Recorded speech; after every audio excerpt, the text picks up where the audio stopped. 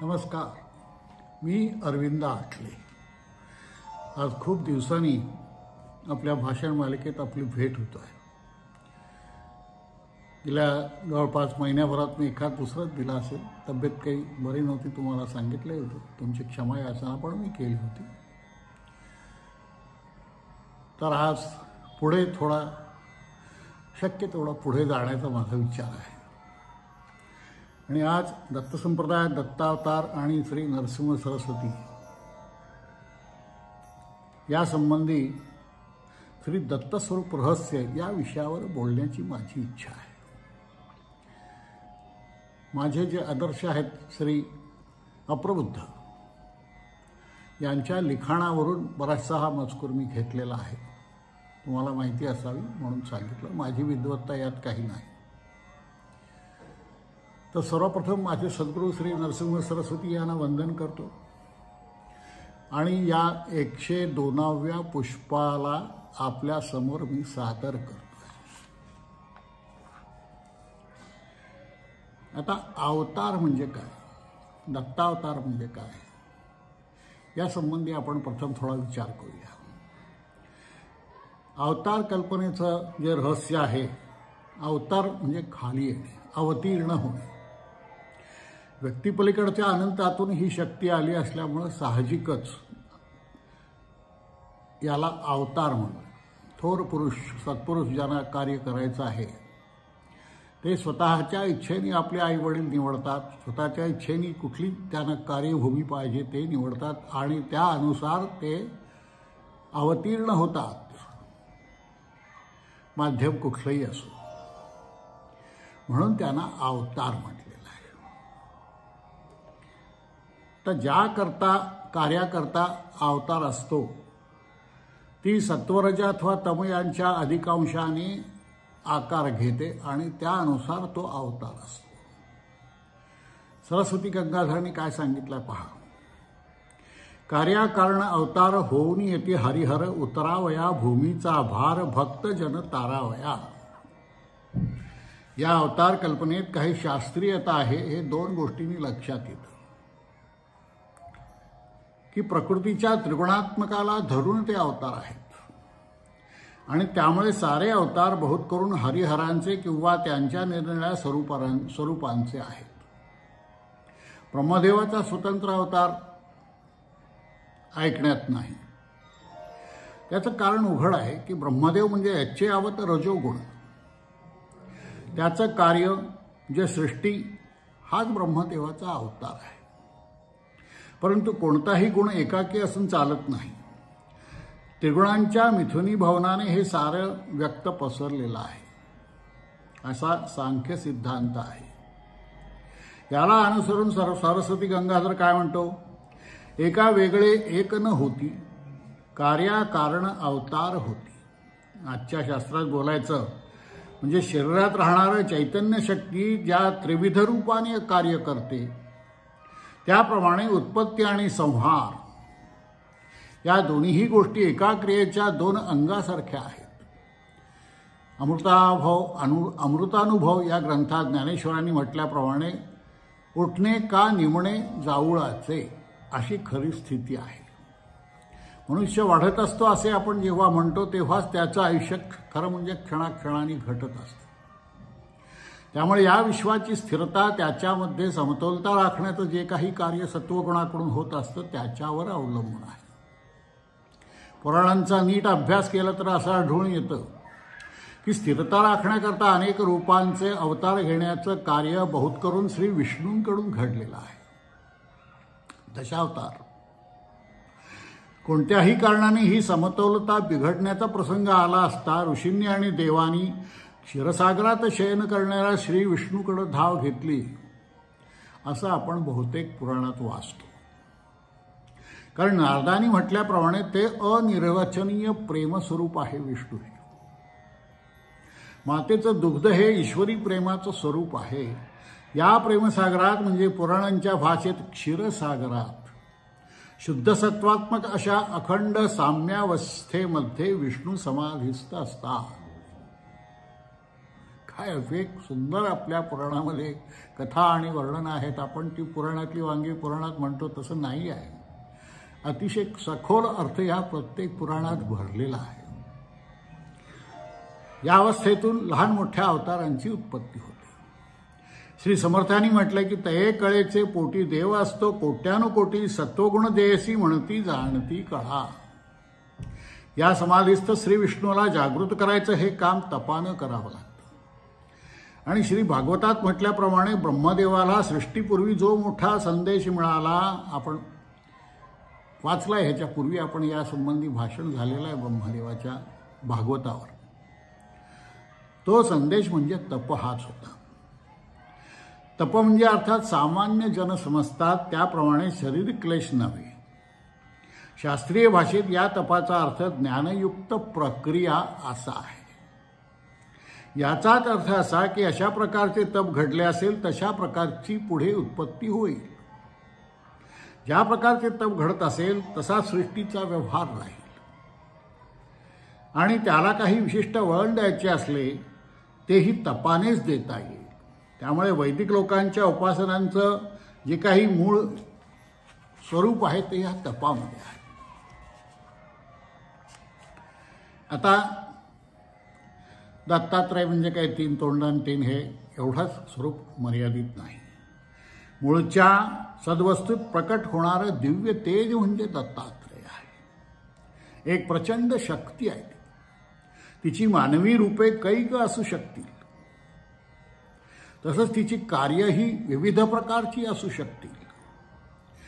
या शक्तीने आदिभौतिकात येताना कोणतं रूप घ्यायचं हे त्या तपाच्या योगाने जिचा आविष्कार झालेला असतो त्याच्यावर अवलंबून आहे. या जटिल शास्त्रात आपण शिरूया नको. थोडक्यात एवढंच म्हणू की मांडुक्यात म्हटल्याप्रमाणे हे सर्व व्यक्त मंत्रमय आहे. म्हणून ज्या मंत्राचे जे व्यक्त स्वरूप असेल त्याप्रमाणे त्याचा बाह्य आविष्कार असावा ही गोष्ट सशास्त्रीय आहे. आणि तेवढ्याच करता तंत्रशास्त्राचा सिद्धांत असा आहे की देवतायाः शरीरम तु बीजादुत्पत्ते ध्रुवम. त्या कोणाच्याही आकारामुळे मूळच्या तेजरूप शक्तीस काही कमीपणा येत नाही. एकाच देवतेची अनेक रूपे होतात, ती या कारणाने होतात. श्री रामकृष्ण ज्यावेळी वेदांताच्या अर्थाने नव्हे बरं का असे म्हणतात तेव्हा इतकाच अर्थ आहे की निरनिळ्या रूपांचे साधकांना प्रत्यक्ष साक्षात्कार झालेले आहेत. त्यामुळेच त्यांचा लोकात प्रसार झाला आहे. उदाहरणार्थ नारदाच्या दत्तस्तोत्रात त्यांची कर्पूर कांती होती असं म्हटलेलं आहे. पुष्कळ भक्तांना ते श्यामरूपाने दर्शन झाले असं झालेलं आहे. तेव्हा यात काही विसंगत आहे असं समजायचं काही कारण नाही. वरचे कपडे जरी बदलले तरी आतला माणूस तोच असतो. आजही असे दर्शन झालेले लोक आहेत. मधली मूर्ती श्यामवर्णाची पुसट अशी कौपिनधारी श्री दत्तांची एक तस्वीर पाहण्यात येते. श्री अरविंदांना योगदीक्षा देणाऱ्या श्री विष्णू भास्कर लेले यांना गिरणारास झालेल्या श्री दत्त दर्शनाप्रमाणे ते मूळ चित्र काढण्यात आलेले आहे. सारांश दैवत म्हणजे दिव्य शक्तीचा आविर्भाव. त्या देवतेची कारणपरत्वे अनुभवास आलेली स्वरूपे ही तात्कालिक असतात. तेव्हा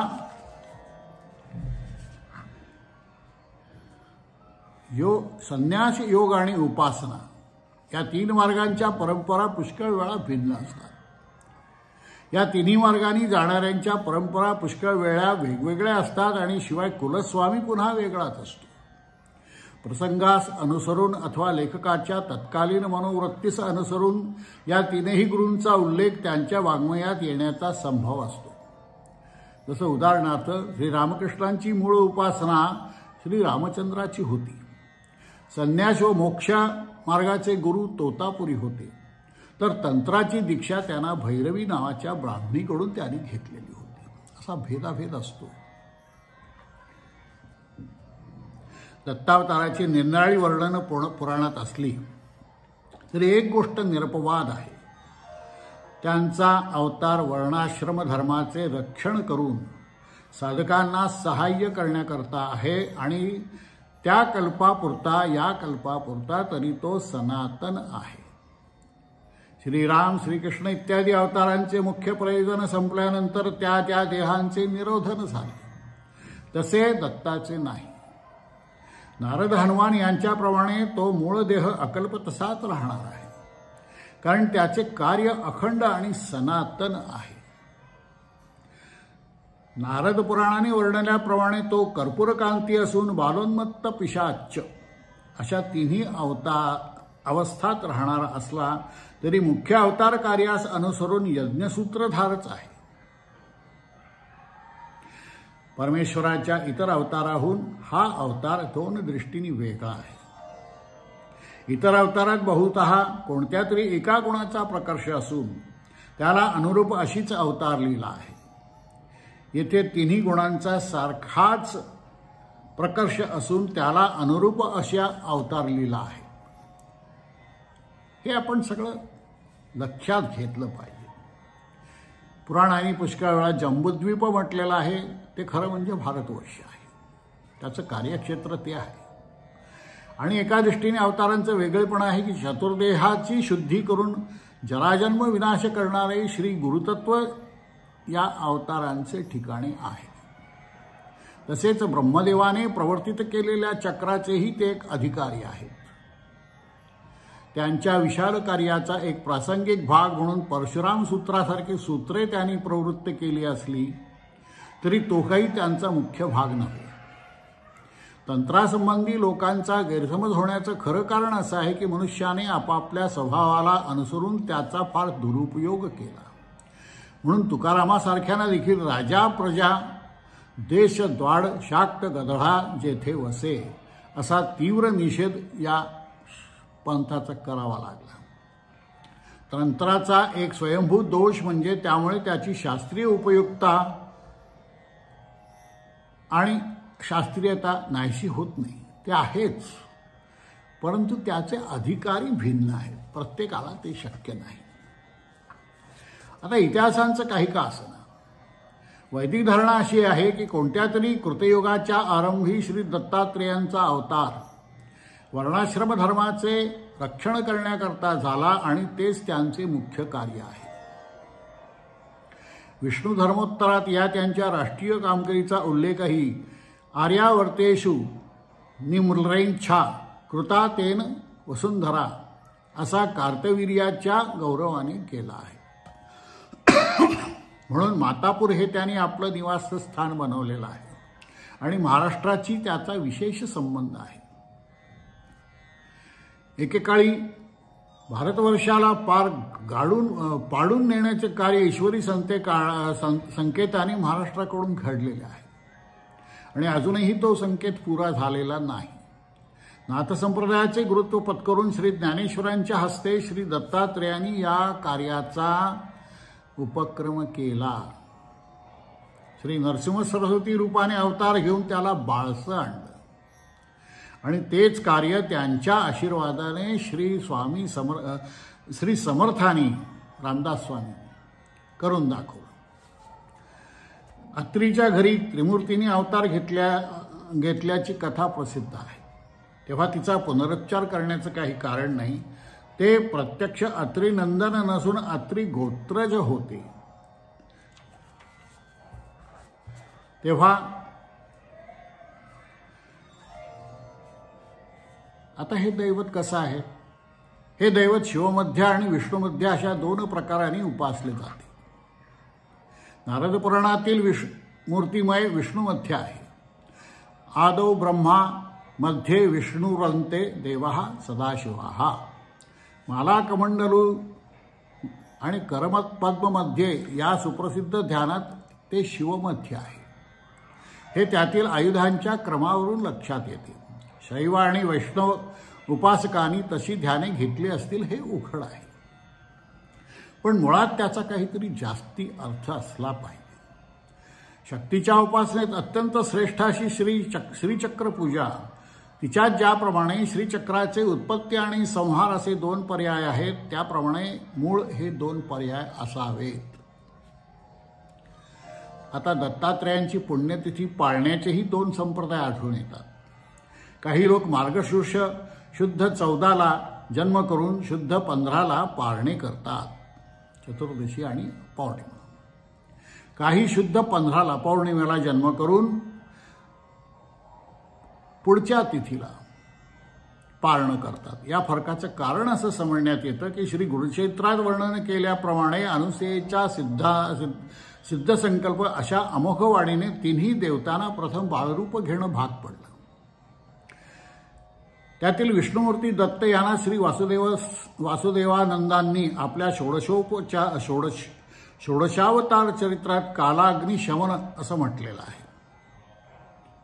शुद्ध पौर्णिमेत जो अवतार झाला त्याला योगीजन वल्लभ तिन्ही बालकांच्या जन्मानंतर त्रिमूर्ती प्रसन्न होऊन अनुसूयेच्या इच्छेप्रमाणे त्यांनी वर दिधला मूर्ती तिन्ही राहती बालके म्हणून असा आशीर्वाद दिला.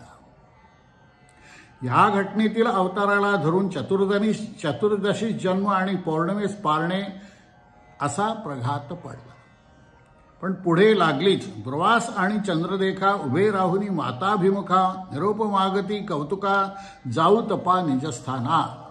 तेव्हा अनुसूयेच्या संतोषाकरता त्यांनी आपापले अंश श्री दत्तात्रेयांचे ठिकाणी ठेवून सांगितले की तिथरा दत्त हा विष्णुमूर्ती असेल तुम्हा ते धरोनी चित्ती त्रिमूर्ती निश्चित म्हणून सांगती हे मनी धरावे तुम्ही.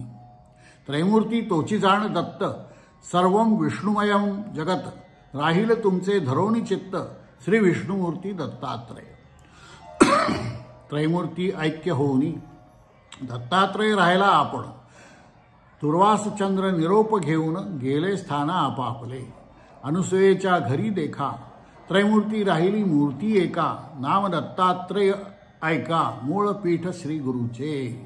ही घटना घडली त्यावेळी पौर्णिमा होती. काही लोकांनी प्रथम बालरूपाने आविर्भाव झाला तोच मुख्य अवतार समजून चतुर्दशी ही जयंती धरली, तर काहींनी त्रैमूर्त्याचे ऐक्य झाले ती घटना प्रमाण धरली म्हणून असा भेद दिसतो. वस्तुतः तसा काही नाही आहे.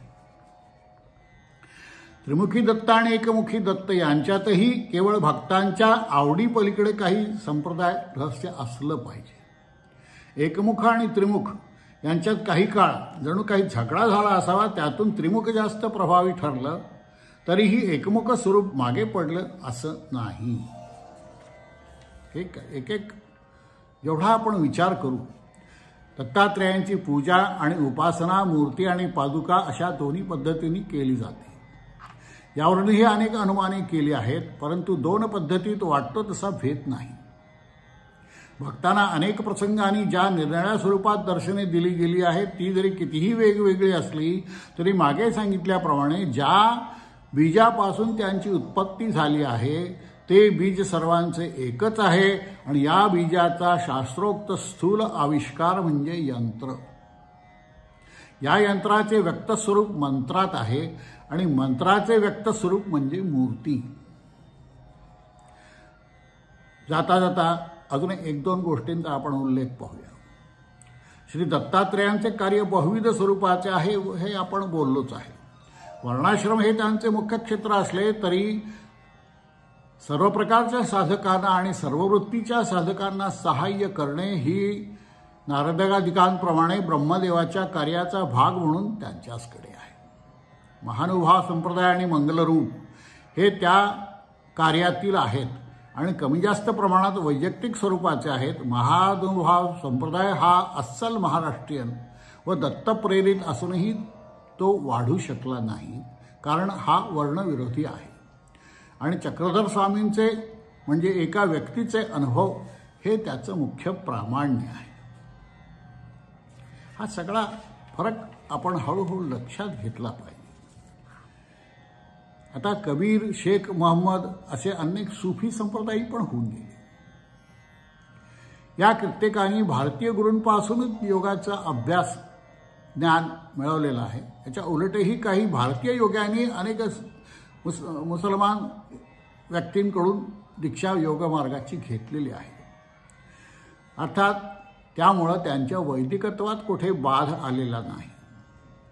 संन्यास आणि मंत्रशास्त्र यांच्या परंपरा आणि योगाच्या परंपरा वेगळ्या.